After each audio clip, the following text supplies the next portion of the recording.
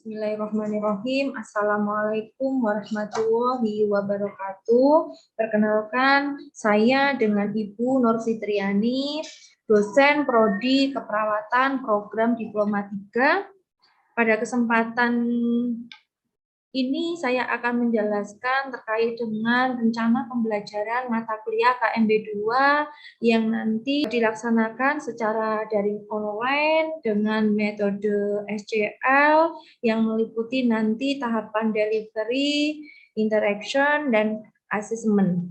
Kemudian untuk nanti mata kuliah KMB 2 ini adalah mata kuliah lanjutan dari mata kuliah KMB 1 yang membahas tentang masalah kesehatan yang lazim terjadi pada usia dewasa, baik yang bersifat akut maupun kronik yang meliputi gangguan fungsi tubuh dengan berbagai penyebab patologi, diantaranya karena gangguan kebutuhan aktivitas, istirahat tidur, kemudian gangguan rasa aman nyaman, dan konsep perawatan paliatif.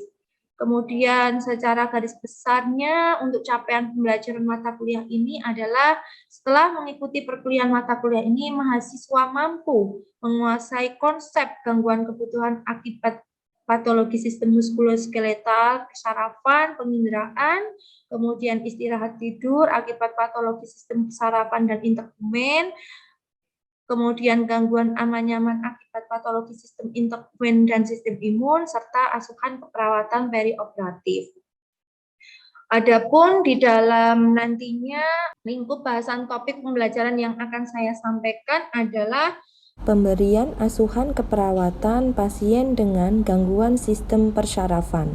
Harapan nantinya dari pembelajaran yang saya berikan adalah mahasiswa mampu memahami tentang asuhan keperawatan klien atau pasien dengan gangguan kebutuhan aktivitas akibat patologi sistem persarafan atau neurologi, yakni pada pasien stroke. Selain metode pembelajaran yang saya berikan nanti secara student center learning, yakni mahasiswa nanti dilibatkan di dalam proses pembelajaran sehingga nanti mahasiswa ikut berperan serta di dalam proses pembelajaran ini sehingga pembelajaran tidak monoton, kemudian yang berperan juga tidak hanya dosen saja di dalam proses pembelajaran ini sehingga mahasiswa ikut aktif di dalam proses pembelajaran yang dilakukan.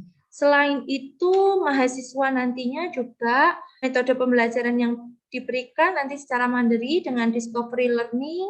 Jadi mahasiswa nanti diharapkan dengan pemberian penugasan juga dengan kasus pasien, baik itu pasien dengan stroke hemoragik atau non-hemoragik, berdasarkan nanti pembagian rombel.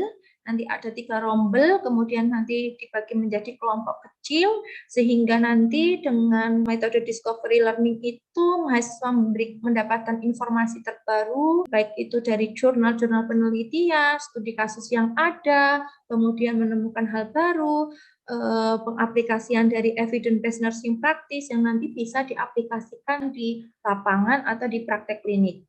Kemudian nanti juga saya akan memberikan trigger case terkait dengan pasien stroke, terkait pemberian asuhan keperawatan yang nanti diberikan pada pasien, baik itu pengkajian, perumusan diagnosis, ataupun nanti di perumusan intervensi, yang mana memang di salah satu diagnosis keperawatan yang muncul pada pasien adalah pasien dengan risiko jatuh karena memang pasien dengan stroke adalah mengalami penurunan kekuatan otot yang mana memang di pengaplikasian yang memang sudah saya lakukan di pelaksanaan pengabdian masyarakat adalah pemberian pelatihan balance exercise atau latihan keseimbangan yang ditujukan pada lansia yang mana memang lansia berisiko tinggi terjadi kasus stroke sehingga nantinya harapannya dengan latihan keseimbangan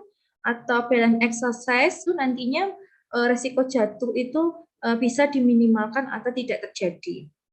Nah, untuk pengajaran yang saya berikan ya harapannya saya berusaha untuk memotivasi kepada rekan-rekan mahasiswa untuk mencari informasi terbaru, hasil-hasil penelusuran dari jurnal, evidence-based nursing practice yang nanti diaplikasikan, kemudian mampu merefleksi, kemudian pelibatan mahasiswa di dalam proses pembelajaran, kemudian mengevaluasi dari proses pembelajaran yang sudah saya berikan, kemudian untuk pembelajaran yang saya berikan juga tidak full atau tidak serta-merta full dengan tatap muka, tetapi dengan tadi yang saya sampaikan, dengan penugasan juga, karena memang dengan waktu yang cukup lama juga mahasiswa akan bosan, kemudian mahasiswa juga waktunya juga terbatas nggih untuk nanti mendapatkan informasi terbaru, sehingga memang dengan pembelajaran mandiri nantinya bisa membantu akan lebih fleksibel waktunya atau efisien untuk mencari hal-hal terbaru untuk pengembangan pengetahuan terkait dengan topik hari ini yang nantinya bisa disampaikan kepada mahasiswa untuk pembelajaran pasien dengan gangguan sistem persyarafan atau dengan topik pasien dengan stroke.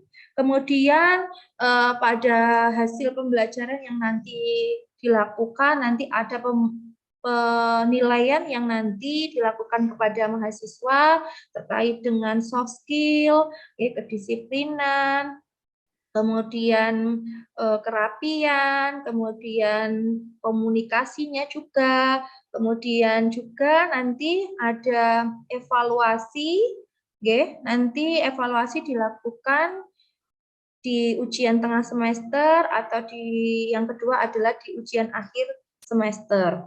Kemudian untuk di tahapan selanjutnya terkait dengan pembelajaran mandiri tadi dengan penugasan yang diberikan, nanti pada persentasenya adalah dengan persentase 25%. Jadi untuk total semuanya untuk penilaian teori adalah 66%. Kemudian untuk penilaian praktikum nanti evaluasi dengan uji OSCA yang nanti bobot persentasenya adalah penilaian soft skill 25%, penilaian UTS 20%, dan penilaian UAS 30%. Untuk 34% adalah penilaian praktikum dari hasil OSCA yang nanti dilakukan kepada mahasiswa di akhir pembelajaran. Baik, mungkin sekian penjelasan terkait dengan rencana pembelajaran pada mata kuliah KMB 2 yang saya ampuh, kurang lebihnya saya mohon maaf jika di dalam penyampaian ada kekurangan. Terima kasih. Wassalamualaikum warahmatullahi wabarakatuh. Bismillahirrahmanirrahim. Assalamualaikum warahmatullahi wabarakatuh. Waalaikumsalam warahmatullahi wabarakatuh. Semangat pagi rekan-rekan mahasiswa. Pagi. Nah, baik, meskipun di siang hari harus tetap semangat pagi ya. Baik, perkenalkan saya dengan Bu Nur Fitriani ya, dosen prodi keperawatan program Diploma 3. Di sini saya nanti akan memberikan materi terkait dengan mata kuliah keperawatan medikal bedah 2 yang mana ya ini adalah lanjutan dari mata kuliah yang rekan-rekan tempuh di semester sebelumnya yakni di semester ganjil ya, yakni di KMB 1.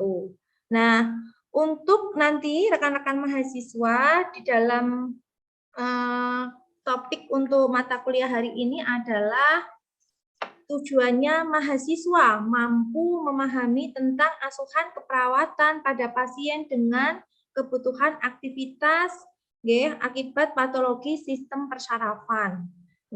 Nah, adapun nantinya Bu Pipit langsung untuk di pengaplikasian yang nanti akan kita bahas di dalam materi pembelajaran hari ini adalah asuhan keperawatan pada pasien dengan stroke. Stroke adalah salah satu masuk di gangguan sistem neurologi atau persyarafan yang mana nanti harapannya mahasiswa mampu memahami asuhan keperawatan, proses keperawatan dari mulai pengkajian, kemudian perumusan diagnosis keperawatan, yang ketiga nanti intervensi keperawatan, perumusan, dan nanti evaluasi dengan luaran keperawatan. Oke, baik, itu saja mungkin yang bisa Bu Pipit jelaskan terkait dengan topik untuk nanti yang kita akan bahas di pembelajaran hari ini. Oke, selanjutnya izin share screen rekan-rekan mahasiswa terkait dengan pembelajaran hari ini. Asuhan keperawatan pada pasien dengan gangguan sistem persyarafan, stroke ya. Baik, rekan-rekan mahasiswa, adakah mungkin dari rekan-rekan mahasiswa anggota keluarganya atau tetangganya yang mengalami stroke? Ada? Mbak Eva Mastiani mungkin hadir? Tetangganya ada, Bu. Ada, oke. Dan Mbak Marcelina? Di keluarga saya tidak ada, Bu. Tidak Tapi kalau ada. dari tetangga ada. Tetangga ada. Apa itu Mbak stroke? Stroke adalah kerusakan pada otak akibat gangguan suplai darah, Ibu. Baik, bagus sekali ya pemaparan dari definisi stroke itu sendiri dari Mbak Marcelina. Terkait dengan tadi yang disampaikan Mbak Marcelina, ya, betul sekali bahwasannya stroke adalah gangguan neurologi, ya, adanya gangguan di otak yang ditandai adanya disfungsi cerebral vokal, ya, atau global yang berlangsung 24 jam atau lebih, ya, menyebabkan disabilitas atau kematian. Karena apa? Bisa karena perdarahan spontan atau suplai darah yang tidak adekuat pada jaringan otak yang tadi sudah dijelaskan secara singkat oleh Mbak Marcelina. Nah, rekan-rekan mahasiswa, perlu Bu Pipit sampaikan bahwasannya stroke itu sendiri masuk dalam golongan penyakit tidak menular. Walaupun rekan-rekan mahasiswa stroke adalah merupakan penyakit tidak menular, tapi ini harus diwaspadai. Stroke ini merupakan penyebab kematian terbanyak, ya. Peringkat pertama penyebab kematian di semua usia, apalagi lansia, rekan-rekan mahasiswa, sangat-sangat berisiko sekali. Kemudian semua usia ini maksudnya bagaimana, Ibu? Jadi bisa, pada usia kurang dari 30 tahun juga dia beresiko juga. Kasus-kasus saat ini tidak memandang usia, ya, kalau dilihat dari prevalensinya, ya. Jadi stroke itu sendiri penyakit kronis yang tidak ditularkan, namun 50 juta kematian di dunia, sebanyak 36 juta itu akibat PTM. Jadi luar biasa sekali, rekan-rekan mahasiswa, kasus stroke itu sendiri dan dampaknya luar biasa, ya, menyebabkan kematian. Nah, ini rekan-rekan mahasiswa kasus stroke di Indonesia dari data Riskesdas di tahun 2013 sampai ke tahun 2018. Nah, ini ternyata mengalami peningkatan. Nah, perlu Bu Pipit sampaikan bahwasannya ada dua klasifikasi, ya, atau jenis dari stroke itu sendiri.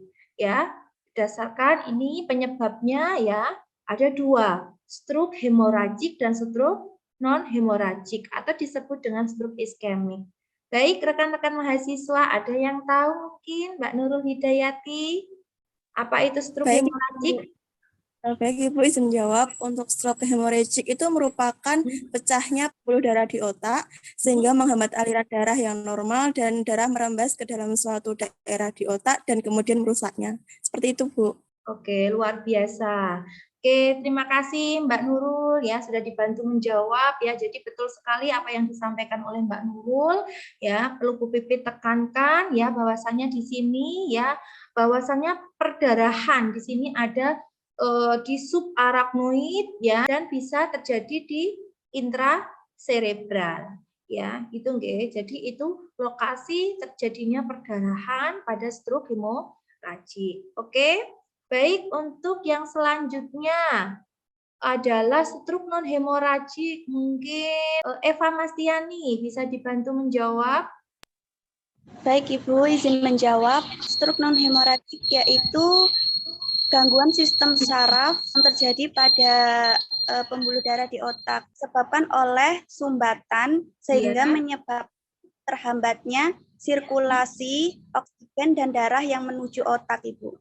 Oke, bagus sekali, luar biasa nggih rekan-rekan mahasiswa nggih. Jadi memang apa yang disampaikan Mbak Nurul maupun Mbak Eva Mastiani betul sekali. Nah, ini rekan-rekan mahasiswa perlu diketahui tanda dan gejala stroke nggih, ada kehilangan fungsi motorik, fungsi komunikasi, afek, eliminasi, persepsi sensori ya. Dan yang lainnya ya yang tentunya ini adalah sangat-sangat mengganggu di dalam pemenuhan kebutuhan dasar yang harus dipenuhi oleh manusia ya, terutama kalau di stroke terutama yakni terkait dengan gangguan di pemenuhan kebutuhan aktivitas ya. Ini kehilangan fungsi motorik memang ini sangat luar biasa ya, ternyata memang mempengaruhi di dalam pemenuhan kemampuan aktivitas sehari-hari atau activity daily living-nya. Oke, nah ini rekan-rekan mahasiswa ya, beberapa memang untuk diagnostik untuk pasien stroke itu banyak sekali yang nanti bisa dilakukan, ya, tetapi ini adalah gold standar ya yang perlu diketahui rekan-rekan mahasiswa, terutama untuk mengetahui ya, apakah itu stroke hemoragik ataukah stroke non hemoragik. Jadi tidak hanya dengan tanda gejala yang muncul ya yang tadi Bu Pipit paparkan di depan. Jadi disertai dengan pemeriksaan penunjang yang di sini Bu Pipit sampaikan ya. Kalau CT scan kepala ini kepala nggih rekan-rekan mahasiswa tentunya nggih tidak dilakukan di ekstremitas ya, di kepala ya. Nah, ini kalau CT scan ini akan lebih tepatnya untuk nanti mendeteksi perdarahan, letak perdarahannya di mana ya, seperti tadi yang sudah dijelaskan oleh Mbak Nurul Hidayati. Kemudian kalau MRI di sini adalah untuk iskemiknya, ya letaknya di mana. Nah itu ya. Kita beralih ke asuhan keperawatan, ya. Ini yang pertama adalah tahapan pengkajian. Kita perlu kaji dulu keluhan utama. Kita harus klarifikasi dengan jelas apa yang pasien katakan. Nah, ini dalam tanda kutip rekan-rekan mahasiswa kalau apa? Pasiennya itu bisa berkomunikasi, ya. Hubungan waktu, kapan gejala mulai timbul, apakah terjadi mendadak, berapa lama, ya, apakah keluhannya persisten, intermiten, ya. Kemudian riwayat kesehatan sekarang itu seperti apa, harus dijelaskan dengan jelas-jelasnya. Kalau misalkan pasien itu tidak mampu menyampaikan, bisa dibantu dengan keluarga atau orang terdekat. Kemudian riwayat kesehatan keluarga ya. Perlu diketahui rekan-rekan mahasiswa, nggih. Jadi untuk riwayat kesehatan keluarga di sini adakah keluarga yang dengan penyakit yang sama dengan stroke atau dengan riwayat hipertensi. Nah, itu juga sangat berpengaruh sekali ya. Nah, terkait dengan patofisiologinya tentunya Bu Pupik tidak perlu menjelaskan karena sudah dijelaskan di materi pembelajaran mata kuliah patofisiologi. Anatominya pun sama, rekan-rekan mahasiswa sudah dipelajari oleh rekan-rekan mahasiswa ketika mata kuliah ilmu biomedik dasar ya. Baik, ini rekan-rekan mahasiswa, punya adalah kita harus pengamatan umum ya. Kemudian pengkajian leher, apakah ada kaku kuduk ya, kemudian wajah. Nah, ini ya asimetris tidak ya, bicara dan bahasa ya, kemudian fungsi luhur sensor serebrinya terkait dengan memorinya ya, kemudian pengkajian saraf kranial ya, ada berapa 12 ya. Kemudian fungsi motorik ya terkait dengan kekuatan otot, gangguan refleks ya, tonus ototnya ya, oke. Koordinasi dan fungsi sensori. Untuk selanjutnya, yang pertama, diagnosis keperawatan. Nah, ini perlu rekan-rekan mahasiswa ketahui, ada beberapa diagnosis keperawatan yang mungkin muncul. Yang pertama adalah ini, penurunan kapasitas adaptif intrakranial. Mbak Novita Mayang. Iya, Bu. Gimana perumusannya? Perumusan untuk diagnosa aktualnya. Langsung aja, berhubungan dengan langsung aja nih, penurunan kapasitas adaptif intrakranial berhubungan dengan apa ini? Edema? Berhubungan dengan edema cerebral, kan dengan kepala. Iya. Kemudian tekanan darah meningkat. Oke. Kemudian brakikardia. Oke. Pola nafas irreguler, Oke. tingkat kesadaran menurun, Oke. respon pupil yang melambat, dan refleks neurologis yang terganggu. Luar biasa Mbak Navita Maya, nggih, betul sekali ya. Ini adalah perumusan diagnosis keperawatan yang mana penurunan kapasitas adaptif intrakranial ini adalah salah satu diagnosis yang mungkin muncul pada pasien dengan stroke ya. Nah, ini adalah diagnosis yang lainnya ya, ada gangguan mobilitas fisik, ada gangguan komunikasi verbal, gangguan menelan, dan resiko jatuh. Nah, resiko jatuh ini karena apa, rekan-rekan mahasiswa? Ya, ini faktor resiko ya. Faktor resiko pada pasien dengan stroke apa? Kekuatan otot menurun. Ya tidak, bahwasanya pasien dengan gangguan di dalam pemenuhan kebutuhan aktivitas sehingga kekuatan ototnya dia akibat apa? Kekuatan ototnya itu mengalami penurunan ya. Nah, ini lanjutannya ya, intervensi utama keperawatan. Nah, perlu Bu Pipit sampaikan ya, terkait dengan diagnosis yang tadi mungkin muncul. Nah, ini memang di sini ya, resiko jatuh, pencegahan jatuh. Nanti bisa dilihat nggih di buku SDKI-nya rekan-rekan mahasiswa, ada acuannya adalah O, T, E, dan K. Gitu nggih.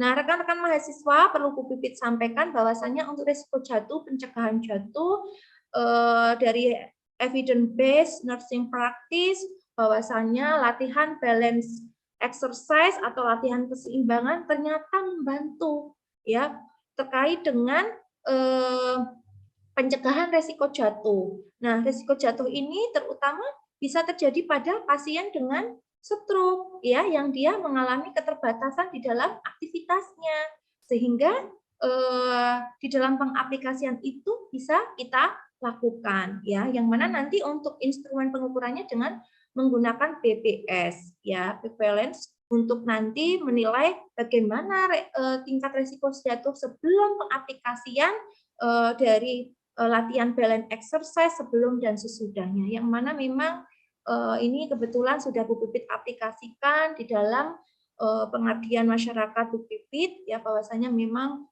efektif dan pelatihan yang Pipit terapkan di dalam pengabdian masyarakat memang luar biasa sekali ya, ternyata memang ada hasil yang memang memberikan kebermanfaatan bagi masyarakat. Selanjutnya terkait dengan proses keperawatan adalah luaran keperawatan. Nah, untuk mengevaluasi terkait apa? Rumusan intervensi yang kita sudah lakukan, terapkan di dalam implementasi ya.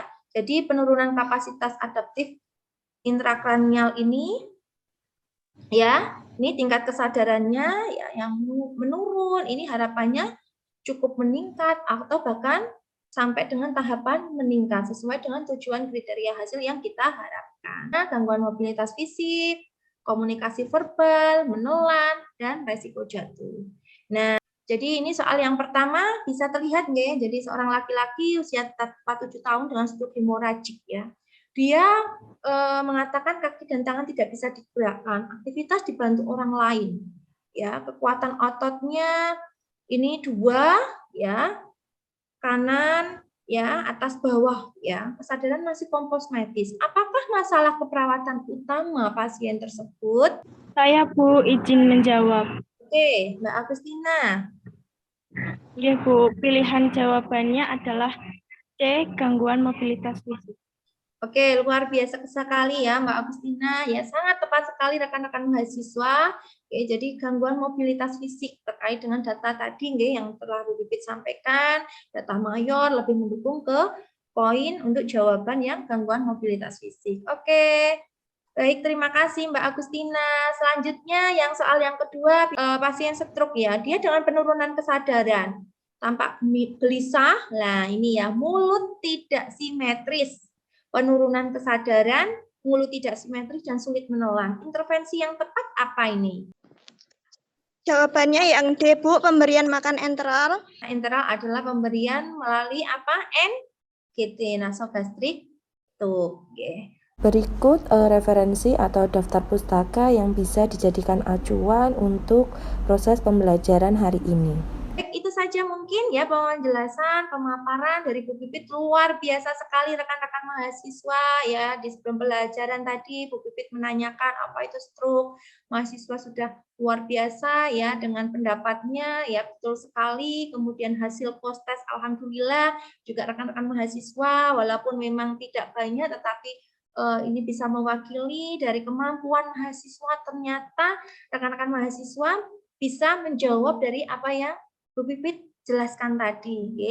Oke, itu rekan-rekan mahasiswa, Bu Pipit ucapkan terima kasih, selamat belajar. Semoga di pembelajaran hari ini rekan-rekan mahasiswa bisa memberikan kebermanfaatan bagi kita semua, manfaat yang luar biasa dengan pembelajaran hari ini, ya baik bukan hanya rekan-rekan mahasiswa, tetapi tentunya Bu Pipit juga. Itu saja mungkin dari Bu Pipit yang bisa saya sampaikan. Kurang lebihnya Bu Pipit mohon maaf jika ada kekurangan.